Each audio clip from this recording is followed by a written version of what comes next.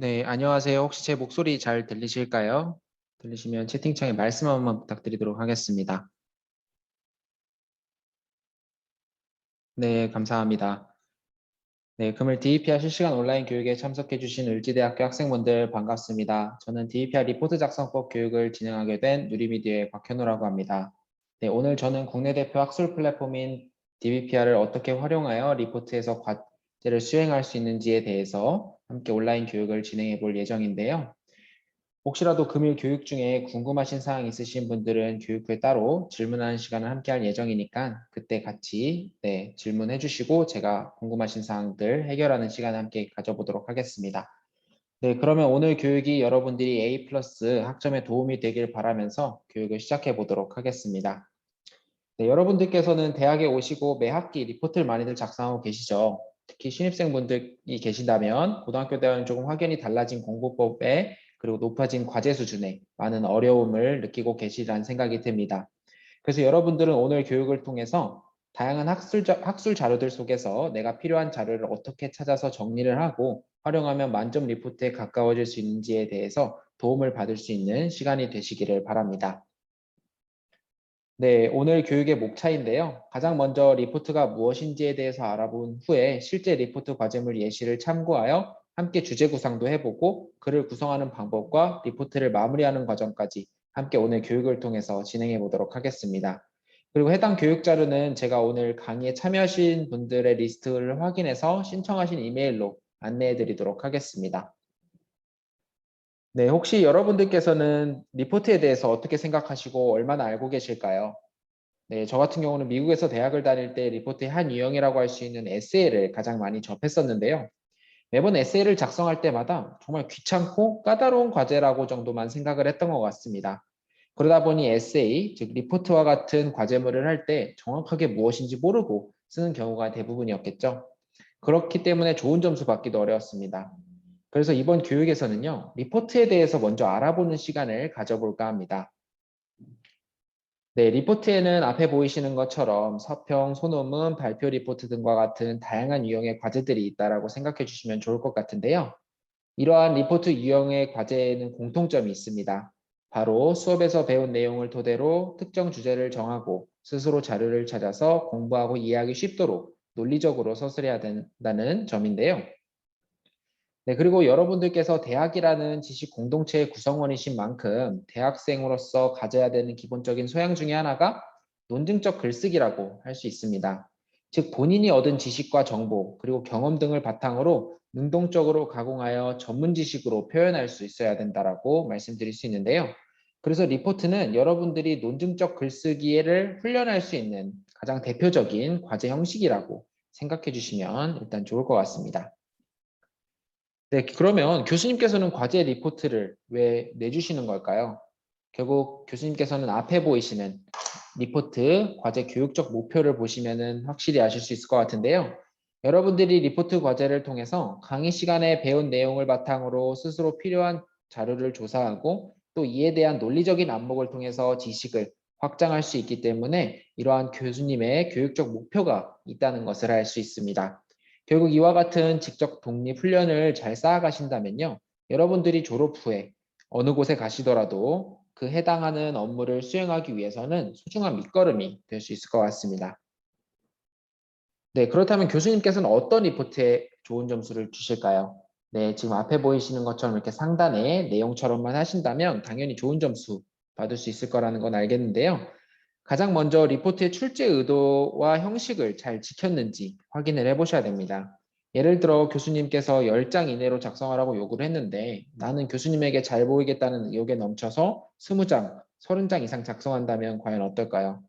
당연히 좋은 점수 받을 수 없겠죠. 교수님께도 읽기도 불편하실 뿐만 아니라 무작정 길게 쓰다 보면요. 불필요한 정보를 기입한다거나 같은 내용을 여러 번 반복하는 실수를 분명히 범하시게 될 것 같습니다.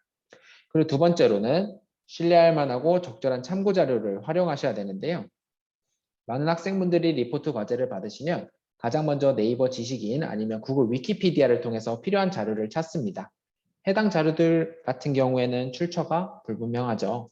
누가 어디서 어떠한 정보를 가지고 작성하였는지 전혀 알 수 없는 비전문가의 글일 가능성이 매우 높은 자료라고 할 수 있습니다.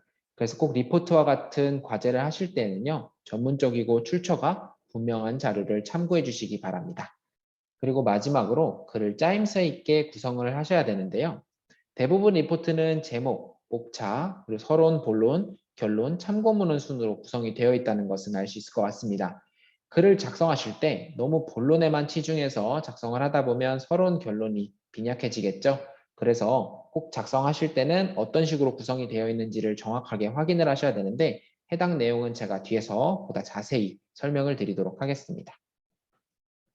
결국 리포트를 작성하실 때 여러분들의 리포트 평가자라고 하실 수 있는 교수님께서 쓰신 학술 논문처럼 조금은 전문적이고 출처가 분명한 글을 참고해 주시는 것이 A+ 과제를 받는 향한 비법이라고 할 수 있겠습니다. 지금 상단에 보이시는 것들이 교수님께서 쓰신 학술 논문을 활용했을 때이고 하단에 있는 것들이 나무 위키나 네이버 블로그, 지식인을 활용해서 리포트를 작성했을 때 마지막에 참고문헌 작성했을 때의 모습인데요. 보이시는 것처럼 교수님께서 쓰신 학술 논문과 같은 이런 전문적인 자료를 이용하시면 보다 깔끔하게 출처가 정확하기 때문에 이런 식으로 표기가 가능하다는 점을 확인할 수 있을 것 같습니다. 네, 그럼 지금까지 리포트가 무엇인지에 대해서는 어느 정도 알아봤으니 이제는 리포트 작성 준비를 한번 해볼까요? 네, 리포트 작성 전에 먼저 확인해야 되는 게 과제 파악이 매우 중요하다고 할 수 있어요. 먼저 아래 보이시는 것처럼 리포트 분량과 제출 마감일을 꼭 먼저 확인을 해주시고요. 형식적인 면과 내용적인 면에서 요소 하나하나가 감점 요인이 될 수 있습니다. 그리고 간혹 심한 경우에는 F 처리가 되는 경우도 있으니까 과제를 조금 더 꼼꼼하게 파악을 해주시면 좋을 것 같습니다. 지금 오른쪽에 보이는 내용들이 이제 교수님께서 실제 과제물에서 안내해 주시는 지시사항의 예인데요. 물론 이런 지시사항을 따로 안내하지 않는 교수님들도 종종 있을 수 있습니다. 그래도 이 중에서 서론, 본론, 결론의 논문 형식을 갖춰야 된다는 점, 그리고 검증된 자료를 참고하고 인용해서 참고문헌을 제대로 표기해야 한다는 점은 리포트에서 빠질 수 없는 부분이라고 생각해 주시면 좋을 것 같습니다. 그래서 혹시라도 교수님께서 따로 안내하지 않았다고 하더라도 여러분들께서는 기본적으로 지켜야 될 항목들은 꼭 기억하시고 리포트 작성에서 유의해 주시기 바랍니다. 네, 그럼 리포트 과제 파악을 완료했으면 이제는 작성 계획을 수립하셔야 되겠죠. 작성 순서는 먼저 주제를 정하고 그리고 목차를 구성한 다음 본격적으로 리포트 작성에서 참고문헌까지 표기하는 방법의 일련의 과정이라고 할 수 있는데요. 여기서 이러한 과정들 속에서 자료를 수집하고 자료를 활용하는 것은 여러분의 주제 구상하고 마지막에 리포트 작성에 대한 마무리를 할 때까지 전방위적으로 밀접하게 연관되어 있는 일이라고 보시면 되겠습니다. 네, 그럼 리포트의 작성의 첫 단계라고 할 수 있는 주제 구상은요. 무엇에 대하여 무엇을 할 것인지에 대한 질문을 결정하는 단계라고 할 수 있습니다. 과제에 대한 큰 주제는 교수님께서 주시겠지만 그 주제를 구체화시키고 어떻게 전개해 나갈 것인가는 본인 자신에게 달려 있다고 할 수 있습니다. 그래서 주제 구상에 대한 팁을 드리자면 주제를 선정하기 위해서는 저는 책보다 학술지 논문을 활용하는 것이 더 유리하다고 말씀을 드리고 있습니다. 학술 논문은 단행본에 비해서 출판에 걸리는 시간이 짧아 속보성이 좋고요. 그리고 서론, 본론, 결론이 정확하게 구분이 되어 있어서 필요한 정보를 골라서 활용하기에도 매우 유용하다고 할 수 있습니다. 그리고 여러분과 같은 대학생분들께서는 도서관 홈페이지에만 들어오셔서 학술 논문 손쉽게 검색도 하시고 언제든지 노트북이나 아이패드 같은 곳에 다운로드도 받아서 무료로 이용하실 수 있기 때문에 여러분들이 학생으로서 누릴 수 있는 다양한 혜택들은 꼭 이용하시는 것을 말씀드릴 수 있을 것 같습니다. 네, 그럼 이번 페이지에서는 특정 대학의 창조적 사고 표현이라는 강의에서 실제로 과제물 A+를 받았던 리포트의 한 예시인데요. 해당 과제물의 주제 구상 사례를 보시면 여러분이 과제를 하실 때 조금이나마 이해되었으면 하는 바람에서 가지고 왔으니까 참고해 주시면 좋을 것 같습니다. 먼저 해당 과제물에서는요. 설국열차라는 작품을 분석하라는 주제가 주어졌었는데요. 여기서 분석하라는 부분이 굉장히 범위가 넓죠. 그럼 여기서 우리는 어떻게 분석할 것인지를 먼저 정해야 될 것 같습니다. 그게 바로 여기서 말하고자 하는 주제 정학이라고 할 수 있는데요. 그 과정에서 어떤 부분을 전개해 나가고 싶은지는 대부분 선행 연구를 확인하시면 손쉽게 찾아보실 수 있습니다. 결국 전문가들이 설국열차에 대해서 생각하는 관점들과 분석 방식들을 살펴보시면서 내가 수업 시간에 배웠던 내용을 생각해보고 비교 대조하다 보면 나의 과제 주제와 연관시킬 수 있는 부분은 꼭 한두 가지 정도는 찾을 수 있을 것 같습니다. 그럼 이러한 내용들을 요약하고 또 PDF 파일에서 하이라이트 처리하는 과정을 통해 주제 구상을 여러 가지 방향으로 진행해 주시면 되는데요. 제가 방금 말씀드린 방법이 살짝 브레인스토밍 하듯이 선택지를 늘려놓는 발산적 사고방식이었다고 한다면 이제는 수렴적 사고방식의 영역으로 넘어가야 되는데 본인이 개인적으로 흥미와 역량 등을 고려해서 다룰 범위를 선정하고 주제를 구체화하는 작업이라고 생각해 주시면 좋을 것 같습니다. 즉 무엇에 대하여 무엇을 할 것인지 주제가 도출되는 영역인데요. 주제가 도출되는 동시에 어떤 내용을 전개해 나갈 것인지에 대한 대략적 개요도 함께 구상할 수 있을 것 같습니다. 자세한 부분은 지금 우측에 있는 예시를 좀 살펴보시면 이해가 조금 더 빠를 것 같은데 결국 이러한 방식으로 전문적인 자료들을 적절히 활용해서 본인의 언어로 재구성하고 이를 토대로 발표를 하기 위한 뼈대와 명제를 구성할 수 있다면 최종적으로는 A+라는 좋은 결과도 받으실 수 있을 것 같습니다. 네, 그렇다면 제가 또 다른 과제에서도 함께 주제 구상을 해보면서 이해가 빠르실 수 있을 것 같아가지고 제가 안내해 드리도록 하겠습니다. 저희가 한국 노동시장 문제점을 정해서 분석하시오라는 과제를 받았다고 한번 가정을 해봅시다. 저라면은 한국 노동시장의 문제점을 정하기 위해서는 지금 현재 어떤 문제가 있는지 현황을 한번 좀 파악을 해볼 것 같은데요.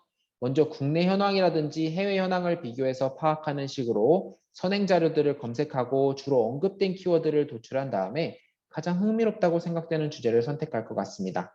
아니면 혹시라도 평소에 수업 중에 한국 노동시장 문제점에 대해서 배우셨거나 아니면 흥미가 가는 주제가 있다면 곧바로 키워드를 입력해서 선행 연구를 탐색하는 것도 하나의 좋은 방법이 될 수 있습니다. 예를 들어서 도출된 여러 가지 키워드들 중에 나는 이번엔 청년 실업에 대해서 주제를 선택하기로 했다라고 생각하시면 청년 실업과 관련된 현황과 원인, 대안 등을 분석해서 참고할 수 있는 내용들을 수집하는 겁니다. 결국 최종적으로 이 청년 실업의 문제를 어떻게 분석할 것인지에 대해서 문장형 주제를 지금 아래와 같이 이렇게 완성할 수 있다는 것을 보실 수 있을 것 같습니다. 네, 그럼 실제로 주제를 구체화하기 위해서는 어느 정도 선행 연구 자료를 파악하는 것이 좋은 방법이라는 것을 모두들 이해하셨을 텐데요. 오늘 많은 분들께서 DBPR 리포트 작성법 교육에 대한 소식을 도서관 홈페이지를 통해서 확인하시고 신청해 주신 만큼 대학 도서관 홈페이지에만 오셔도 정말 다양한 자료를 무료로 이용하실 수 있습니다. 을지대학교 도서관 홈페이지인데요. 보시는 것과 같이 온라인 강의, 웹DB, 전자책, 그리고 DBPR에서 제공하는 학술 논문들을 모두 무료로 이용하실 수 있는데요. 저는 이러한 다양한 전자자원들 중에서도 오늘은 특히 학술 논문을 추천드리고 싶습니다. 제가 왜 학술 논문을 추천드리는지는 대표적인 세 가지 장점 때문이라고 할 수 있습니다. 첫 번째로 신뢰성인데요. 다들 논문은 주로 누가 작성하는지 아시죠? 네, 맞습니다. 여러분들에게 과제를 내주시는 대학 교수님, 바로 연구자분들께서 작성을 하시는데요. 대부분의 교수님들은 자신의 연구 성과를 발표하거나 다양한 정보를 공유하기 위해서 학회라는 곳에 소속되어 계시는데요. 그래서 교수님께서는 논문을 작성하시면 일단 학회라는 곳에 제출을 합니다. 그 후에 다른 동료 연구자분들이나 교수님들의 평가와 심사를 통해서 통과가 되어야만 비로소 학술 논문으로 인정받을 수 있는 겁니다. 그렇기 때문에 학술 논문은 굉장히 공인된 자료라고 할 수 있겠죠. 그리고 두 번째로 시의성에 대한 장점도 있는데요. 대부분의 학회에서는 많은 교수님, 연구자분들의 논문을 학술지라는 곳에 한데 모아서 발표를 합니다. 이러한 학술지는 주로 1년에 2회에서 4회 정도 발행이 되는데요. 그렇기 때문에 최신 연구 동향, 즉 요즘 교수님들께서 연구하고 있는 연구 트렌드를 확인할 수 있습니다. 그리고 마지막으로 효용성입니다. 일반적으로 많은 분들께서 논문하면 어렵다, 분량이 많다라고들 생각하고 계실 텐데요. 여러분들께서 어렵다고 생각하시는 논문은 석사, 박사, 대학원생들이 졸업할 때 제출하시는 100에서 200페이지 분량의 학위 논문이라고 할 수 있습니다. 하지만 DBP에서 지금 서비스하고 있는 논문은 학술지 논문인데요. 학위 논문과는 다르게 적게는 10페이지 이내거나 많아야 30페이지 정도밖에 안 되는 논문들로 구성이 되어 있기 때문에요. 읽기도 쉽고 얻고자 하는 정보도 빠르게 파악할 수 있는 매우 유용한 자료라고 말씀드릴 수 있을 것 같습니다. 네, 그래서 논문과 같은 자료를 수집하실 때는 나에게 도움이 될 수 있는 내용인지를 빠르게 파악하기 위해서는 나름의 팁이 있습니다. 제목, 목차, 초록, 서론, 결론 순으로 논문을 확인하시는 것이 저의 추천 방식인데요. 이런 방법은 책에 인덱스를 꽂는 것 같은 효과로서 여러분들의 소중한 시간을 조금은 아껴줄 수 있을 것 같습니다. 그래서 여러분들이 논문을 읽으시다가 꼭 참조해야 될 내용이 있다면 본문에서 찾아서 체크하면서 읽어주시는 정도로만 봐주셔도 좋을 것 같습니다. 그리고 논문을 볼 때는 항상 비판적으로 메모와 하이라이트 등을 하면서 읽어주시면 좋고요. 주제에 대한 동향이나 문제의식까지 파악하면서 읽다 보면 리포트 작성하는 데는 한결 도움이 될 것 같습니다. 네, 그럼 제가 이제 직접 DBP와 시연을 통해서 필요한 학술 논문을 찾고 이용하는 방법에 대해서 안내를 드려보도록 하겠습니다.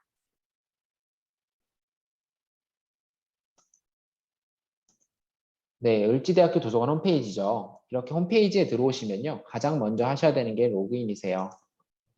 도서관 로그인을 하시고 자료 검색에 전자자료 목록이 있습니다. 선택을 하신 다음 국내 누르시면 지금 DBPR 이렇게 제일 상단에서 보이죠? DBPR가 국내에서 가장 많은 학술 논문을 제공하고 있는 학술 논문 플랫폼인데요. 전체에서 제공하는 약 50%의 이상 되는 약 360만 편의 자료를 DBPR 한 곳에서 확인하실 수 있다고 생각해 주시면 좋을 것 같습니다. 혹시라도 DBPR에서 검색이 안 되는 자료는 여기 키스라는 사이트에서도 찾아보실 수 있으니까요. 혹시라도 DBPR에서 검색이 안 되는 자료는 키스에서도 한번 검색해 보시는 게 좋은 방법일 것 같습니다. DBPR을 선택하시면 이렇게 DBPR 사이트 창이 열리실 거예요. 들어오시면 을지대라고 기관 인증이 되어 있는지를 꼭 먼저 확인하시고 이용을 해주셔야 되는데요. 을지대라고 기관 인증이 되어 있는 상태에서만 DBPR에서 제공하는 모든 서비스를 무료로 이용하실 수 있습니다. 그럼 이렇게 을지대를 확인하셨으면 전 여기서 로그인을 한 번 더 하는 걸 추천드려요. 로그인을 하시게 되면 내 서재도 이용하실 수 있고 알림 서비스라든지 인용하기, 다양한 기능을 추가로 이용을 하실 수 있는데요. 아무래도 내 서재, 본인의 서재 안에 본인이 담고 싶은 논문들을 저장하는 거라면 당연히 로그인해야 된다는 점 정도는 이해를 하실 텐데요. DBPR에서 제공하는 SNS 간편 로그인 이용하셔도 좋습니다. 카카오, 네이버, 구글로 로그인을 하실 수 있는데 학교 안에서 도서관이라든지 강의실에서 이용을 하시는 경우에는 SNS 로그인을 이용하실 수 있는데요. 학교 밖, 집이나 카페에서 이용하시는 경우에는 SNS 보안 정책상 이용할 수 없는 불편함이 조금 있습니다. 그래서 저는 우측에 보이는 DBPR 회원가입을 통해서 교내든 교회든 어디서든 이용하시는 방법을 추천드리는데 회원가입하실 때 이메일 정도만 있으면 간단하게 회원가입이 가능하니까요. 그런 점은 참고해 주시기 바랍니다. 제가 로그인을 한번 해볼게요. 이렇게 로그인을 하게 되면 기반 연결 기간이 남았습니다라는 안내 메시지를 제일 먼저 확인할 수 있을 것 같아요. 다른 즉슨 지금 위쪽에서 보신 것처럼 90일 동안은 제가 좀 전에 도서관 홈페이지를 통해서 DBPR에 접속하고 로그인을 했는데 이렇게 하지 않고 바로 구글이나 네이버 아니면은 URL 창에 dbpr.co.kr 입력하고 들어오셔가지고 로그인했던 정보만 입력을 해주시면 자동으로 90일이 연장 이제 남은 상태로 DBPR에 기관 인증된 상태로 이용하실 수 있는데요. 그럼 90일이 지나면 어떡하냐? 다시 한번 도서관 홈페이지를 통해서 을지대라고 기관 인증 받으시고 본인의 계정으로 로그인해 주시면 90일이 재연장된다는 점까지 기억해 주시면 좋을 것 같습니다. 혹시라도 오늘 교육 들어주시는 분들이 DBPR을 주로 이용해 보셨다면 크게 달라진 점은 못 느끼시겠지만 오랜만에 방학 기간 동안 이용을 안 하시다가 이용하시는 분들은 이번에 베스트 논문 세상의 모든 지식 3분 논문이 새롭게 추가된 것을 확인하실 수 있을 텐데요. 먼저 베스트 논문 같은 경우는 네이버에 실시간 검색어가 있었던 적이 있었잖아요. 그와 비슷한 상황이라고 생각해 주시면 좋을 것 같습니다. 이번 한 주 동안 주로 많이 이용된 자료들을 확인해 보실 수 있는데요. DBPR을 이용하는 분들이 주로 어떤 자료들을 많이 보는지 이렇게 리스트업이 되어 있으니까 보셔도 좋고 아니면 대학교 직장인별 이렇게도 확인 가능하시고 아니면 본인이 관심 있는 전공 분야로도 선택이 하셔가지고 필요한 정보들도 확인해 볼 수 있다는 점 기억을 해주시면 좋을 것 같습니다. 먼저 제가 대학교를 예시로 보여드릴게요. 한번 을지대학교 학생분들이 주로 어떤 자료를 많이 보시는지 검색을 해보면 네, 이런 식으로 을지대학교 학생분들이 주로 많이 이용하는 논문의 순서별로 이렇게 확인할 수 있다는 점 기억해 주시면 좋을 것 같습니다. 그리고 직장인 클릭해 보시면 DBPR을 지금 현재 공공기관이며 많은 기업체에서도 DBPR을 구독하고 계시는데요. 예를 들면 본인이 관심 있을 법한 삼성에 좀 관심이 있다 하시면 이런 식으로 관심 있는 기업에서는 어떤 자료들을 주로 많이 보고 있는지에 대한 정보도 확인해 보실 수 있다는 점 기억해 주시면 좋을 것 같습니다. 그 외에도 세상 모든 지식과 3분 논문을 설명을 드릴 텐데 먼저 세상 모든 지식을 말씀드리면요. DBPR에서 학술 논문을 이용하시는데 살짝 재미 요소가 될 수 있을 것 같아요. 많은 분들이 뭐 지구 온난화에 펭귄에게 어떤 영향을 줄까? 많은 분들이 분명히 알고 있는 내용이세요. 뭐 책으로도 보셨을 거고 아니면 뉴스에서라든지 아니면 주변에서 많은 사람들이 말해서 들은 거는 기억을 하실 텐데 어떻게 펭귄한테 영향을 준다는 건지 정확하게 팩트는 모르고 계시는 분들이 많으실 것 같은데요. 이러한 재미들 요소로 논문 기반으로 해서 그 팩트를 설명드리는 이제 컨텐츠라고 생각을 해주시면 좋은데요. 혹시라도 논문을 재미있게 보고 싶으신 분들은 이러한 컨텐츠별로 자료를 확인해 주시는 것도 하나의 좋은 방법이 될 수 있을 것 같습니다. 그리고 3분 논문도 제공을 하고 있는데요. 바쁘신 와중에도 논문은 한 편씩 꼭 챙겨보고 싶은데 어떤 논문을 봐야 될지 모르겠다 하시는 분들은 3분 논문부터 시작해 보시는 게 어떨까 추천을 드립니다. 혹시라도 논문을 읽는 게 너무 길어서 읽기가 불편하다 하시는 분들께서는 지금 3분 논문에 있는 자료들 같은 경우는 많아야 한 페이지, 뭐 5페이지 이내 자료들로만 구성이 되어 있는 논문들로 서비스가 되어 있으니까요. 보시는 것처럼 재미난 요소가 될 수 있을 법한 자료들을 확인해 보고 싶으신 분들은 3분 논문도 많이 이용해 주시면 좋을 것 같습니다. 네, DBP에 들어오면 가장 중요한 게 이제 필요한 학술 자료를 찾는 거겠죠. 대부분 많은 분들이 그냥 키워드 검색하십니다. 뭐 예를 들면 네이버나 구글에 익숙하시다 보니까 그냥 키워드를 검색하실 텐데 저는 상세 검색을 추천드려요. 리포트 작성하실 때는 필요한 학술 자료를 상세 검색으로 활용해 주시는 게 조금 더 유용한데요. 먼저 좌측에 있는 화살표를 클릭하면 논문명, 저널명, 발행기관, 저자명으로 구분해서 선택이 가능하시고요. 그리고 우측에는 AND, ALL, AND NOT 기능이 있습니다. AND 같은 경우는 벤 다이어그램의 교집합이라고 생각을 해주시고요. ALL 같은 경우는 벤 다이어그램의 합집합, AND NOT 같은 경우는 마지막 검색 단어는 포함하지 않는다라고 생각해 주시면 좋을 것 같습니다. 제가 AND 검색으로 한번 해볼게요. 제가 좀 전에 과제물 예시를 들어서 보여드렸을 때 같이 찾아봤던 청년 실업 기억하시죠? 그리고 노동시장 이런 식으로 검색을 한번 해볼게요. 그 외에도 뭐 언어적으로도 선택이 가능하다는 점까지 기억을 해주시면 좋을 것 같고요. 네, 이런 식으로 상세 검색을 하시게 될 경우에 보시는 것처럼 검색 결과가 약 125건 정도가 검색이 됐죠. 저희가 키워드 검색만 하셨을 경우에는 뭐 1000단위 아니면 만 단위 자료들이 검색이 되셨을 텐데 지금 상세 검색을 하니까 한 125건 정도 자료가 검색이 되셨어요. 이렇게 상세 검색을 하시면 보다 필요한 자료를 빠르게 확인할 수 있는데요. 그 외에도 좌측에 좁혀보기 패시 기능, 뭐 걸관의 검색을 한 번 더 입력하셔도 좋고, 아니면 주제 분류별로 본인이 관심 있는 주제 분야, 아니면 발행 연도, 저널명, 자료 유형, 국내 등재라든지 해외 등재 정보까지 확인해 보실 수 있으니까요. 혹시라도 본인에게 필요한 정보가 있으면 체크해서 봐주시는 것도 좋은 방법일 것 같습니다. 그리고 여기서 보신 것처럼 정확도순, 이용순, 최신순 있는데 저는 좀 이용순으로 보는 게 좋은 것 같아요. 이용자들이 많이 이용했던 자료들로만 이렇게 쭉 보시다가 본인에게 필요한 자료라고 생각되는 것은 클릭해 주시면 되는데요. 네, 이렇게 선택을 하시고 들어오시면은 해당 논문에 대한 상세 페이지로 넘어갑니다. 어떤 저자가 쓰신 자료인지 그리고 초록이 어떻게 되는지 참고 문헌 그리고 쭉 내려보면 추천 논문, 함께 이용한 논문, 이 논문 인용한 논문, 그리고 이 논문을 쓰신 저자분께서 쓰셨던 자료들은 뭐가 있었는지 추가로도 이런 다양한 정보들을 확인해 보실 수 있으니까요. 혹시라도 논문을 이용하시다가 상세 페이지를 먼저 확인해 보시면 불필요한 논문을 읽으시면서 시간 낭비하는 것을 아무래도 조금 줄일 수 있으니까 꼭 논문 상세 페이지를 먼저 봐주시기 바랍니다. 논문 상세 페이지 내에는 내서재 담기 기능이 있어요. 클릭하시면 바로 내서재에 넣어두실 수도 있고요. 다운로드 받으면 PC에 영구적으로 저장하는 방법이고요. 논문 보기는 해당 사이트에서 바로 열어보신다라고 생각해 주시면 좋을 것 같습니다. 혹시라도 DBPR을 오랜만에 이용하시는 분들은 DBPR 논문 보기 페이지가 많이 변경된 거를 보실 수 있을 텐데요. 저희가 PDF 뷰어를 제공하고 있습니다. 그래서 필요한 부분을 이렇게 복사 붙여넣기도 다 되는 것뿐만 아니라 하이라이트 기능이 돼요. 하이라이트도 되고 필요한 부분에 뭐 밑줄도 남길 수 있고 뭐 밑줄이 스타일이 마음에 안 들면 물결 모양으로 또 이렇게 남길 수 있고요. 색상 같은 것도 원하는 색상으로 이렇게 변경이 가능하니까요. 다양하게 활용을 해주시면 좋을 것 같아요. 그리고 무엇보다 그리고 메모도 바로 이렇게 작성을 하실 수 있는데 예를 들면 리포트, 과제물 뭐 이런 식으로 메모도 남기셔도 좋고 아니면 말풍선을 통해서 메모 남기기 하셔가지고 교수님께서 언급하신 부분 뭐 이런 식으로 본인이 원하는 메모도 남기실 수 있으니까요. 필요하신 분들은 이런 다양한 기능들 활용해 주시면 좋을 것 같습니다.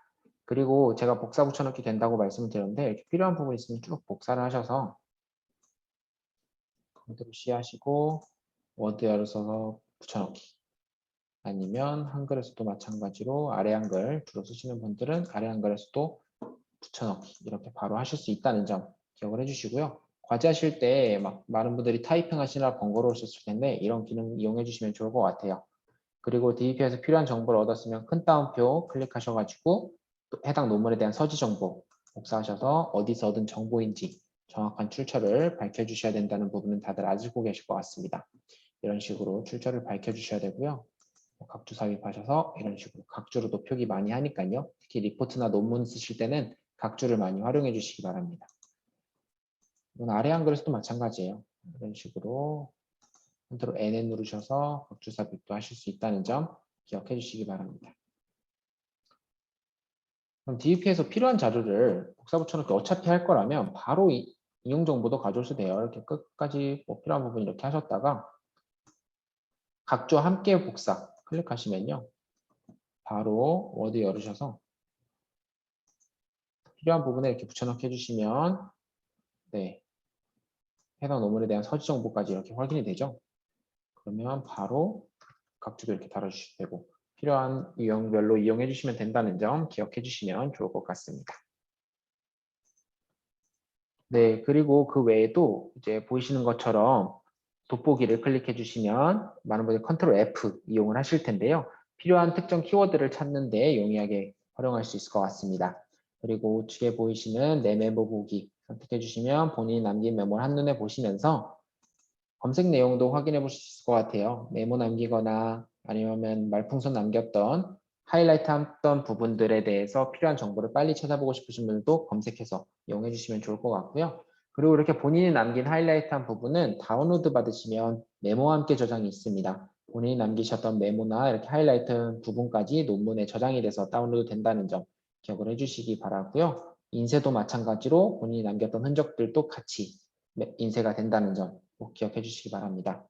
지금 좌측에 보이는 추천 논문과 함께 이용한 논문을 제공하고 있는데요. 추천 논문 같은 경우는 해당 자료와 유사한 자료, 비슷한 내용으로 쓰여진 자료이고요. 함께 이용한 논문은 해당 논문을 이용했던 이용자분들이 분명히 또 다른 자료도 보셨을 거예요. 그래서 저희가 그런 빅데이터들을 수집을 해가지고 특정 이용자들이 이제 이 논문을 보시고 또 어떤 자료들로 보셨는지에 대해서 데이터를 수집한 다음 여러분들에게 안내해드리고 있습니다. 이런 다양한 정보를 보시면 혹시라도 더 많은 정보를 얻고 싶을 때 유용하게 활용할 수 있을 것 같습니다.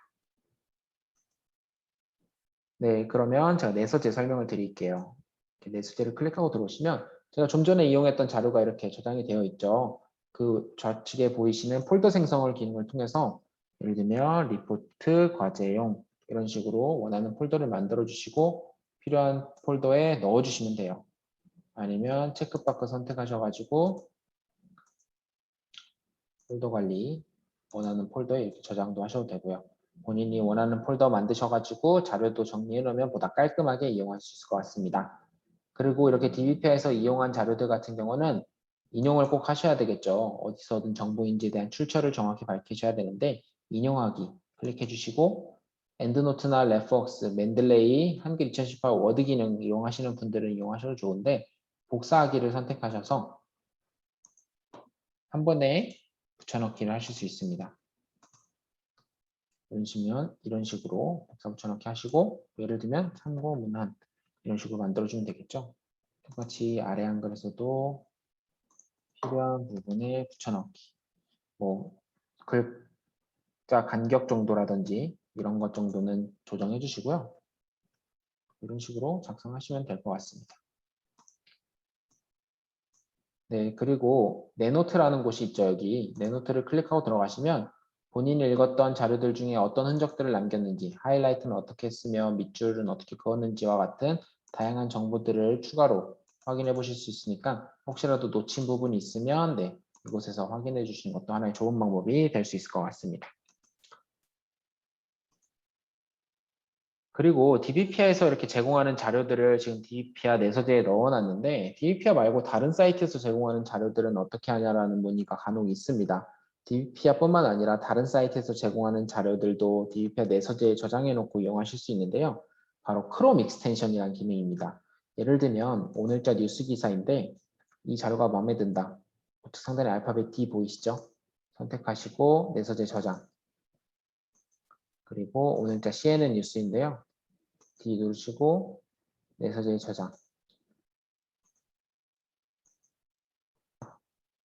그리고 이렇게 내서재에 들어오셔서 보이시는 것처럼 뉴스가 없고 이렇게 필요한 자료들은 드래그 하셔가지고 원하는 폴더에 정리할 수도 있다는 점 확인해 보실 수 있을 것 같습니다.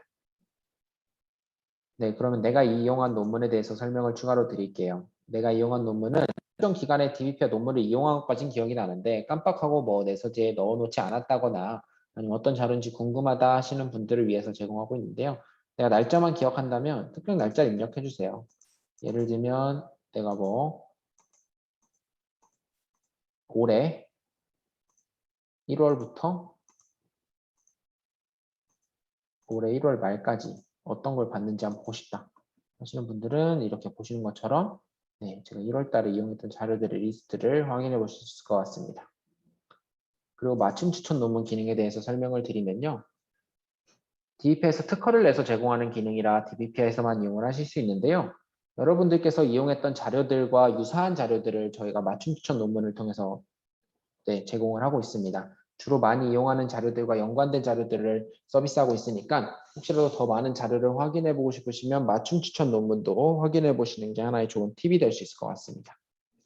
그리고 논문 작성 팁에 들어오시면 지금 리포트 교육을 하고 있습니다만 혹시 추후 논문을 쓰셔야 되는 분들이 계시다면요. DBpeer에서 제공하는 논문 작성법 쓰기 전에 알아야 될 10가지 정도도 한번 시청해 주시는 것도 좋은 방법이 될 수 있을 것 같습니다. 홍익대 김기란 교수님께서 알려주시는 내용인데요. 본인들 혹시 논문 작성할 일이 있으시면 유용하게 활용할 수 있을 것 같다는 말씀을 드릴 수 있을 것 같습니다. 그리고 DBpeer 메인 페이지에 이렇게 지금 진행하고 있는 이벤트들을 많이 배너로 확인할 수 있어서 예를 들면 뭐 9월 이벤트 같은 경우는 어차피 논문 이용하실 거면 로그인하고 이용하셨을 때 이용하는 만큼 저희가 경품도 제공하고 있으니까 이런 부분 꼭 기억해 주시기 바랍니다. 그리고 쭉 하단으로 내려보면 주제 분류별로 서비스가 되고 있어요. 크게는 대주제는 8가지, 세부적으로는 78개 분야로 나눠서 제공을 하고 있으니까요. 이 부분을 꼭 기억해 주시고요. 그리고 이렇게 선택을 하고 들어가시면 내가 이 분야에서 마음에 드는 논문 탑5 확인해 보실 수 있고 그리고 저널 탑5 확인해 보실 수 있고요. 저자 탑5도 보실 수 있고요. 그리고 주요 연구 키워드들도 이렇게 확인해 보실 수 있는데요. 주요 연구 키워드 같은 경우는 이제 지금 이게 항공우주학이잖아요. 항공우주공학 교수님들이 주로 어떤 자료들을 많이 연구하고 계시는지에 대해서 확인해 보실 수 있으니까 혹시라도 본인이 관심 있는 학과에서 교수님이 과제를 내주셨는데 어떤 연구 키워드를 가지고 해야 될지 모르겠다 하시는 분들께서는 이런 것도 많이 이용해 주시면 좋을 것 같습니다. 그리고 저널 탑5를 이렇게 선택하고 들어가시면 해당 저널에서 제공하고 있는 정보들 보실 수 있고요. 어떤 논문에서 가장 많이 이용이 되고 어떤 저자가 가장 많이 이용이 됐으며 그 외에도 인용 정보 같은 것들도 확인해 보실 수 있다는 점 기억을 해주시고요. 똑같이 여기서 관심전을 알림 신청을 하실 수 있는데 혹시라도 나는 이 항공우주학회에 관심이 있어서 여기에 대한 정보, 좀 트렌드 같은 거를 빨리 받아보고 싶다 하시는 분들은 관심전을 알림 신청을 해주시면 매월 1일 새로운 논문이 추가될 때마다 알림을 통해서 안내해드리고 있습니다. 그리고 뭐 이런 식으로 교수님 선택해서 들어가시면요. 해당 교수님이 어디에 소속되어 있으신 분이신지 그리고 어떤 내용으로 연구를 하고 계시고 쓰신 논문들은 무엇이 있었는지에 대한 이런 다양한 정보들도 확인해 보실 수 있으니까요. 이런 것도 참고해 주시면 좋을 것 같습니다. 그리고 똑같이 알림 신청을 하시게 되면 해당 교수님께서 쓰신 자료들 뿐만 아니라 새로운 논문이 추가될 때마다 알림을 통해서 받을 수 있으니까 본인이 관심 있는 교수님이나 전공 교수님에 대해서 알림 신청하는 것도 하나의 좋은 방법이 될 수 있을 것 같습니다. 네, 그리고 DBPR에서는 이제 이름을 바로 클릭하실 수 있어요. 이렇게 본인의 이름을 클릭하고 들어오시면요. 기본뿐만 아니라 내 소식에서 알림 설정 같은 것도 바로 그냥 하실 수 있으세요. 저널 같은 거 검색하셔서 알림을 하셔도 좋은데요. 예를 들면 나는 경제에 관심이 있다. 그러면 한국 경제 확인해 주셔서 이런 식으로 본인이 관심 있는 저널에 알림 신청을 하신다거나 관심 분야 선택하셔서 나는 사회과학에 무역, 자연과학에서는 뭐 물리, 의학에서는 간호 이런 거 관심 있는 분야가 있다.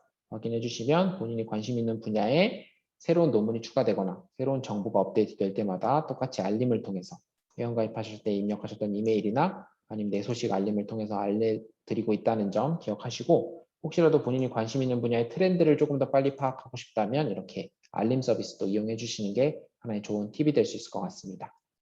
보시는 것처럼 인용 양식 설정도 보이시죠? 리포트 작성하실 때 인용하기 꼭 하셔야 될 텐데 보시는 것처럼 DEP에서 제공하는 뭐 다양한 양식, APA나 MLA, 시카고 양식들뿐만 아니라 양식 가져오기를 통해서 다양한 학회 양식이라든지 아니면 특정 양식들도 추가로 설정하실 수도 있고요. 혹시라도 DBP에서 제공하고 있지 않은 양식이 필요하시면 등록하기를 해주세요.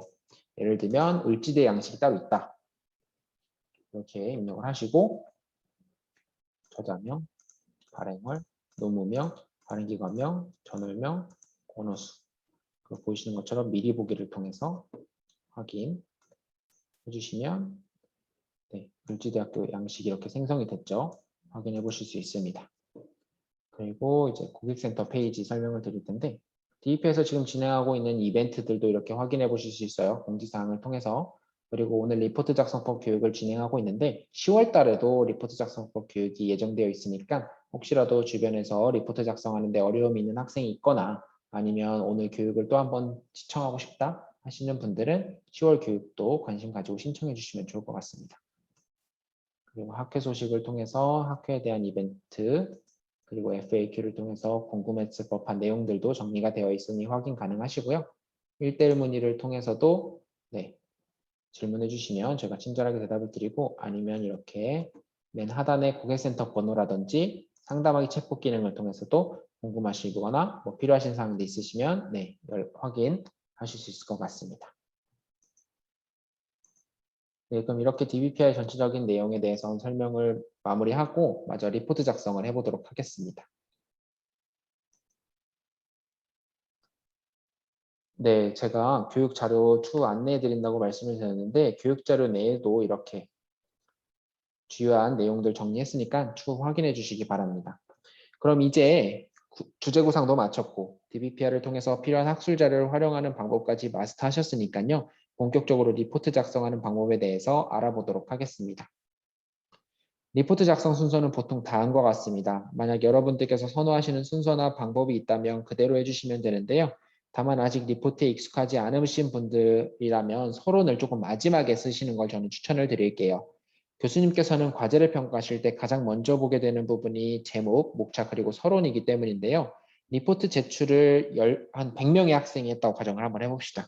기본적으로 10페이지 정도 작성을 하니까 교수님께서는 한 1000페이지 정도 분량의 리포트를 읽게 되실 텐데 그만큼 도입부라고 할 수 있는 서론을 얼마나 흥미롭고 자세히 적어주느냐에 따라서 리포트를 평가하시는 교수님으로 하여금 관심을 줄 수 있을 것 같습니다. 그래서 저는 서론을 조금 더 마지막에 시간을 들여서 작성해 주시는 것을 추천드리고 있습니다. 먼저 첫 번째로 제목인데요. 제목은 리포트의 첫인상이라고 할 수 있겠죠. 무엇이든지 첫인상이 중요한 만큼 제목 또한 제대로 작성을 해주셔야 됩니다. 그래서 제목을 많은 분들께서 작성하시는 걸 보면 엄마를 부탁해를 읽고 서평을 쓰시오라는 과제를 주었을 때 대부분 엄마를 부탁해를 읽고서 점점점 이렇게 제목을 정하시는 경우가 있더라고요. 이렇게 되면 아무리 잘 쓴 리포트라고 하더라도 그냥 평범한 리포트처럼 보일 수밖에 없겠죠. 그래서 꼭 제목을 정하실 때는요. 어느 정도 내용을 파악하실 수 있게끔 핵심 키워드라든지 아니면 핵심 키워드 간의 관계, 연구 목적 등이 포함되면 좋다고 말씀드릴 수 있을 것 같습니다. 그리고 추가로 제목을 정하는데 너무 어렵다 하시는 분들은 선행 연구의 제목을 참고하는 것도 하나의 좋은 방법이 될 수 있으니 참고해 주시기 바랍니다. 그럼 제목을 이제 정했으면 목차를 구성해 보셔야 될 텐데요. 리포트가 3장 이상일 경우에는 목차를 꼭 만들어 주시기 바랍니다. 목차는 리포트의 뼈대라고 할 수 있기 때문에 튼튼한 뼈대를 잡아줘야 리포트를 작성하는데 한결 수월하실 겁니다. 목차를 작성하실 때는 리포트 각 파트에서 설명하고자 하는 내용을 간략하게 요점만 찝어주는 형태로 적어주시면 좋은데요.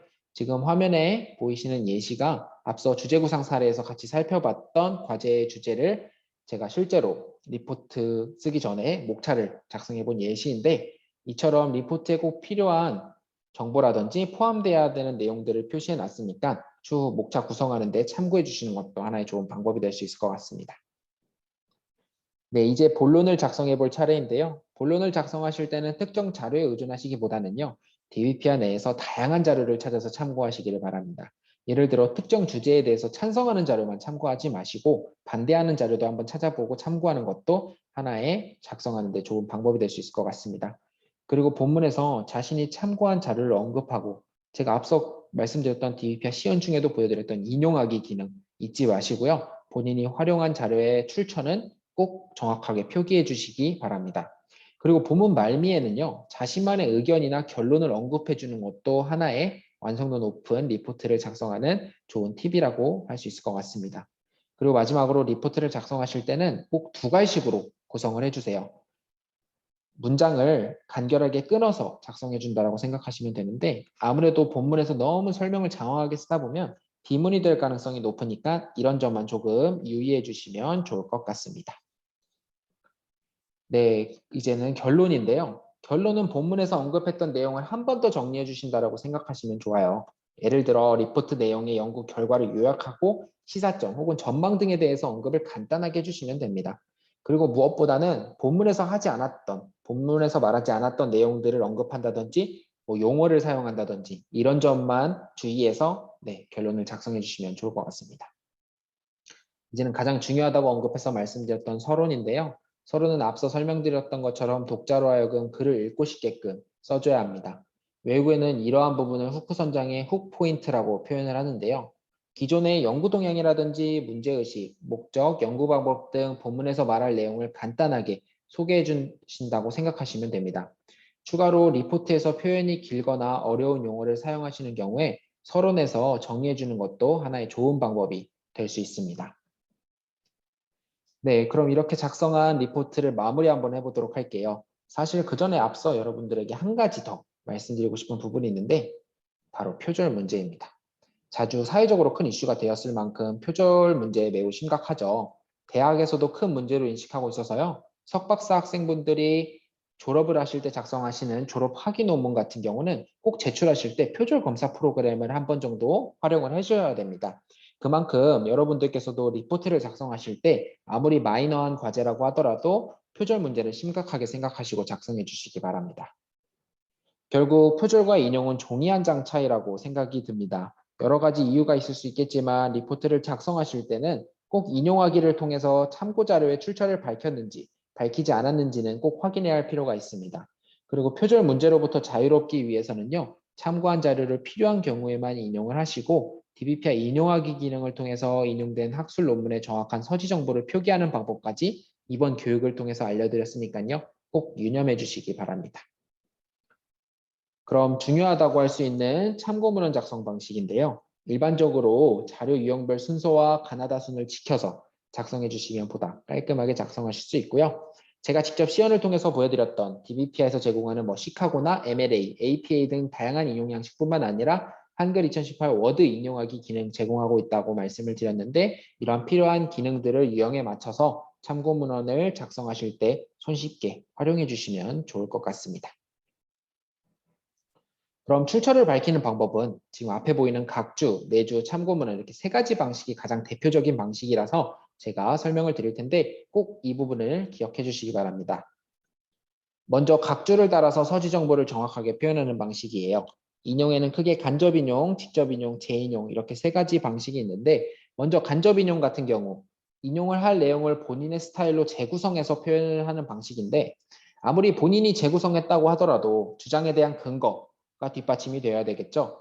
그래서 위에 예문처럼 각주를 달아서 서지 정보를 표기해 주시면 되겠습니다.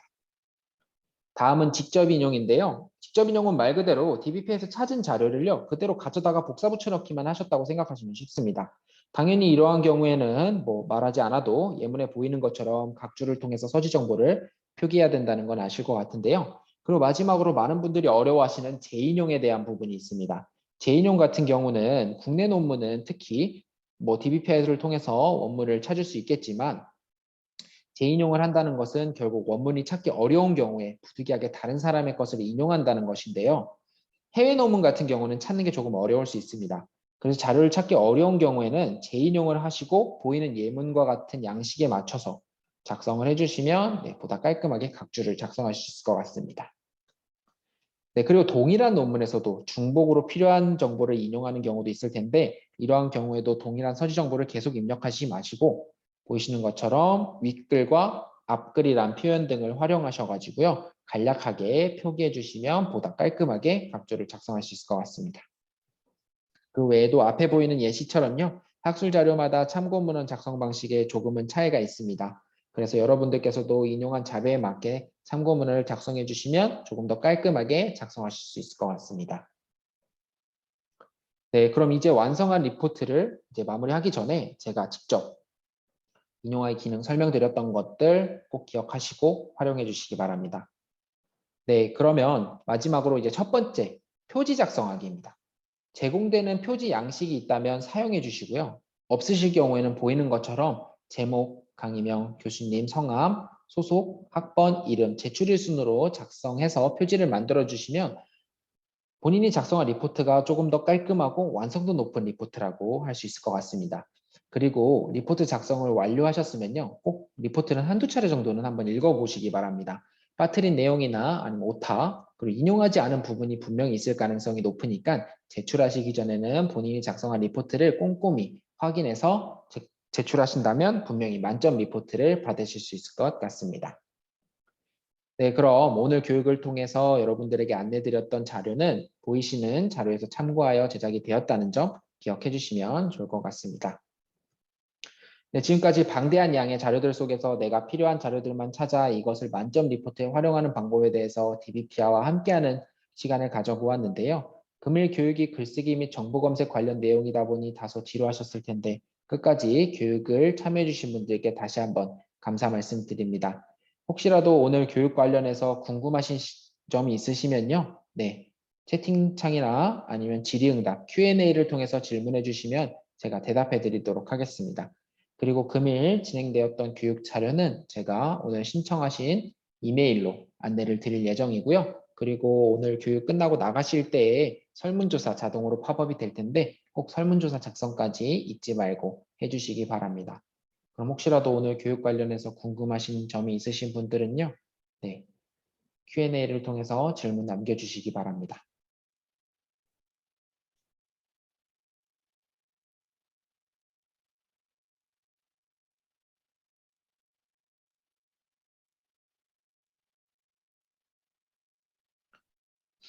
네, 혹시라도 추가 질문 없으신 분들은 자유롭게 해당 방을 나가주시면 될 것 같은데요. 나가실 때 꼭 설문조사 자동으로 팝업이 되면 설문조사 작성 부탁드리도록 하겠습니다.